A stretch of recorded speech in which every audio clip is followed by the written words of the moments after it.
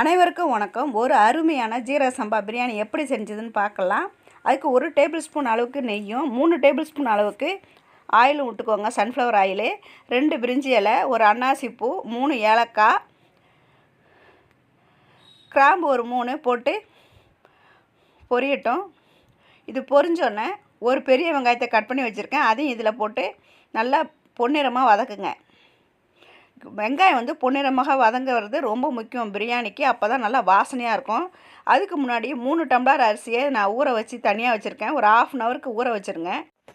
ஒரு 2 table spoon அளவுக்கு இஞ்சி பூண்டு விழுதை இதில் சேர்த்துடலாம். இதை நல்லா வதக்கிக்கோங்க. இது நல்லா வதங்கட்டும்.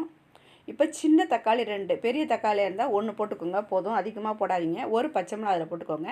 இப்போ இந்த 2 தக்காளி நம்ம பண்ணி இதில் சேர்த்துக்கலாம். இதை நல்லா வதக்கிட்டு ஒரு 400 கிராம் அளவுக்கு சிக்கனை சுத்தம் பண்ணி வச்சுருக்கேன், அதை இதில் சேர்த்துடலாம். இதை நல்லா வதக்கிக்கோங்க. இப்போ கல் உப்பு 1 டீஸ்பூன் அளவுக்கு இதில் சேர்த்துக்கிறேன். இப்போ பிரியாணிக்கு தேவையான முழுமையான சால்ட்டு இவ்வளோ தான். இதுக்கு மேலே நம்ம போட போகிறது கிடையாது. இப்போது தேவையான அளவுக்கு தேங்காய் பாலை நான் 1/2 மூடி அளவுக்கு தேங்காவை துருவி அதை பால் எடுத்து இதில் சேர்த்துட்டேன்.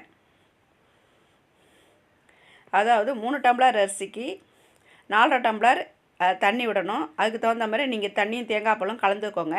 இப்போ 2 டீஸ்பூன் அளவுக்கு நான் தயிர் இது கூட சேர்ந்துருக்கேன். 1 டீஸ்பூன் அளவுக்கு பிரியாணி மசாலா நானே செஞ்சது இதில் சேர்த்துருக்கேன். அது அந்த வீடியோவை உங்களுக்கு சீக்கிரம் அப்லோட் பண்ணுறேன். இதில் அரை ஸ்பூன் மட்டுக்கும் சில்லி பவுட்ரு இதில் போட்டுக்கலாம் இந்த காரத்துக்காக. இப்போ ஒரு கைப்பிடி அளவுக்கு புதினா, ஒரு கைப்பிடி அளவுக்கு கொத்தமல்லி தழை இதிலே போட்டு கிண்டி விட்டுட்டு ஒரு தட்டு போட்டு மூடி வச்சுருங்க. இது நல்லா கொதிக்க ஆரம்பிக்கட்டும். இப்போ நம்ம ஊற வச்சுருக்க அரிசியை தண்ணி இல்லாமல் வடிச்சிட்டு இதில் சேர்த்துடலாம்.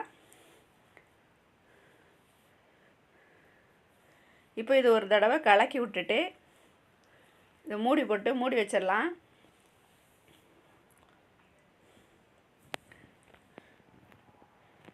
நல்லா கொதிக்க ஆரம்பிச்சிட்டு சாதமும் தண்ணியும் இந்த அளவுக்கு இருக்கும்போது தான் நீங்கள் அதை சிம் போடணும்.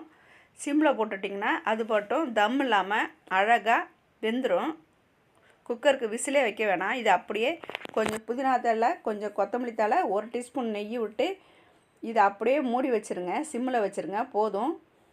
உங்களுக்கு தேவை ஒரு தட்டு, அழுத்தமான தட்டை இதை போட்டு மேலே ஒரு குடம் தண்ணி எடுத்து வச்சிடலாம். நம்மளோட விருப்பம் தான் அது. ஆனால் உள்ளே காற்று போகாமல் இருக்கும், பிரியாணியும் நல்லாயிருக்கும்.